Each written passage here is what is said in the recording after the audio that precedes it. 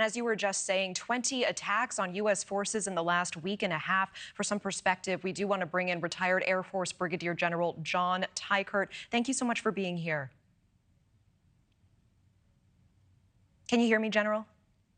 Yes, loud and clear. How me? Excellent. Okay, so the U.S. airstrikes in eastern Syria linked to Iran's Revolutionary Guard Corps. What is the potential for widening the conflict in the region? And isn't that exactly what we are trying to avoid?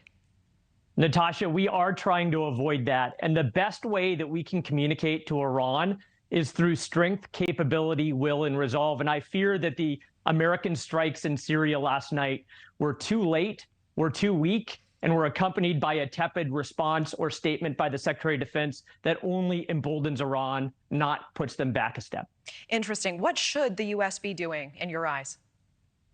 The Secretary of Defense's statement, Natasha, was filled with almost an apologetic tone, that it was all about self-defense and we were doing what we needed to do. And ultimately, we have been taking fire for the last 2 weeks from Iranian-aligned groups, and it is strength that will stop these types of attacks. And I fear that our weakness or lack of resolve only does embolden Iran. So what does that look like in terms of actual strategy? Does that look like more strikes, more strikes on Iran right now, going against targets, talking about it more, being more public? What does that actually look like in terms of action that you're calling for? Natasha, there are Iranian-aligned groups in Syria, Lebanon, Iraq, and Yemen. And we know who those groups are. We know what they're doing and who supports them.